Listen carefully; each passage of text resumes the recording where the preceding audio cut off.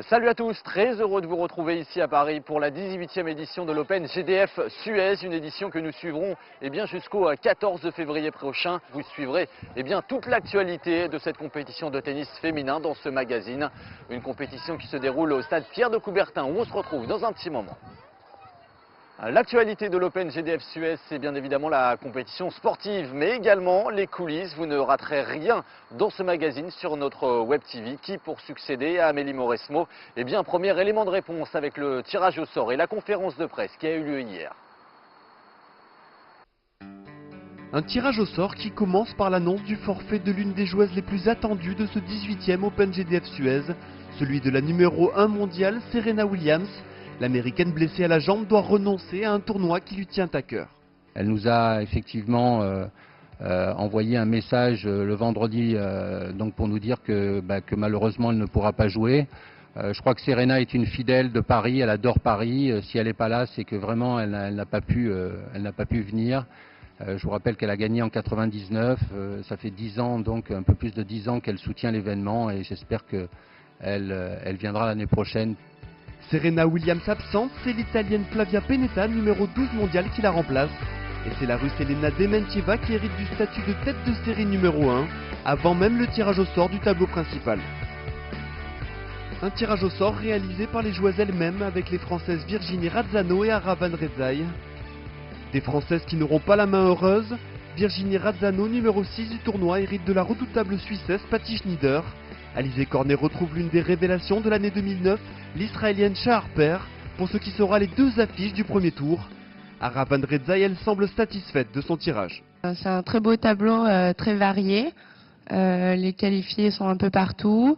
Les wildcards se jouent pas, donc c'est bien varié. Et puis donc j'espère vraiment que les joueuses françaises ont donné leur meilleur d'elles-mêmes. Le public parisien, justement, sera sans doute l'un des plus grands atouts des joueuses françaises, toujours transcendé quand il s'agit de jouer à Coubertin. Le public français qui encourage toutes les Françaises et qui nous soutiennent. Ensuite, le tournoi est très bien organisé. Les joueuses semblent ravies, les organisateurs aussi. Le tournoi est alléchant pour des joueuses pleines d'appétit. Malgré les absences d'Amélie Mauresmo, jeune retraitée, et de Serena Williams, forfait, le tableau est très fourni à l'occasion de ce 18e Open GDF Suez. Tout de suite, les têtes d'affiche. Elles peuvent le toucher, mais à la fin de la semaine, une seule pourra lever le trophée de l'Open GDF Suez pour inscrire son nom aux côtés de ceux d'Amélie Mauresmo ou de Serena Williams. Cette année, le casting est une nouvelle fois alléchant, des joueuses parmi les meilleures mondiales, des Françaises ambitieuses et des talents en pleine progression. Il faudra une nouvelle fois compter sur Elena Dementieva, tête de série numéro 1 du tournoi.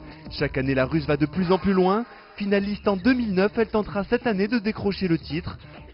Un titre dont deux Italiennes pourraient la priver, Flavia Pennetta et Francesca Scavone, 12e et 18e mondiale. À moins que ça soit la révélation de l'année 2009, Janina Wickmeyer, l'étoile montante du tennis belge.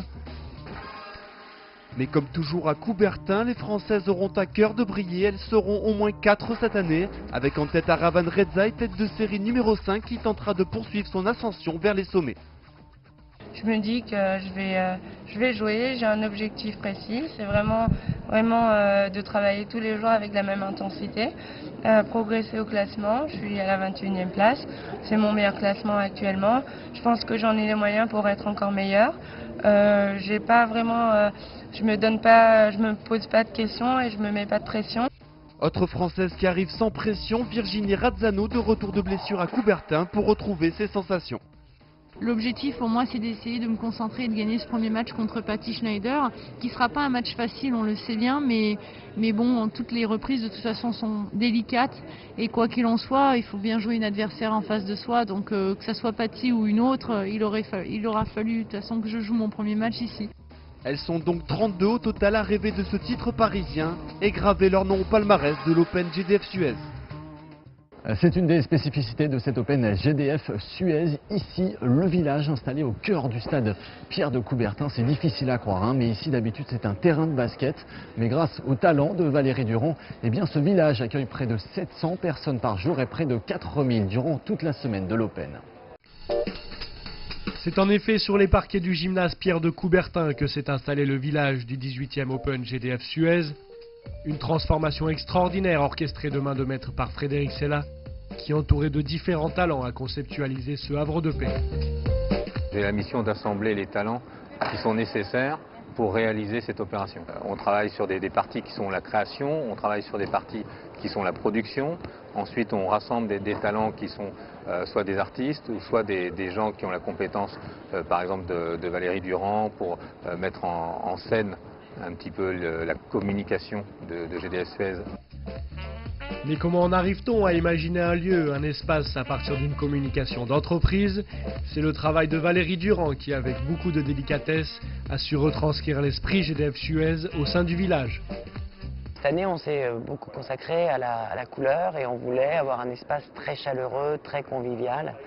Et donc on a travaillé sur la colorimétrie sur les rapports de couleurs en partant d'une base qui est la vibration groupe, la vibration énergie renouvelable. Évidemment, c'est un lieu qui est destiné à la restauration, bar, lounge, mais c'est aussi, au-delà de sa fonctionnalité, un lieu qui doit raconter quelque chose. Il doit nous parler de GDF Suez, il doit nous donner l'image de ce qu'est GDF Suez aujourd'hui, les gens qui y travaillent. Un lieu à l'image du groupe, représenté par Nathalie Vernois, en charge des événements sportifs et culturels sponsorisés par le groupe. C'est elle qui, avec goût et sensibilité, orienté talent afin de créer un espace chaleureux au cœur de l'euphorie du tournoi. Nous recevons en tout 4000 personnes sur cet espace dans toute la semaine, autour de cocktails, de déjeuners, de dîners, où sont accueillis les collaborateurs et les clients du groupe.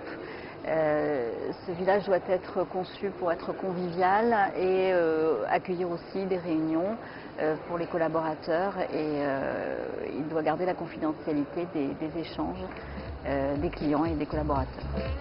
C'est dans ce cadre éphémère que se croiseront pendant la semaine de nombreux invités amoureux du tennis et qui, espérons-le, sera le lieu de nombreux échanges. C'est terminé pour aujourd'hui, on se retrouve demain pour un nouveau magazine de l'Open. Retrouvez l'Open GDF Suez et toutes les émotions du tennis féminin avec GDF Suez.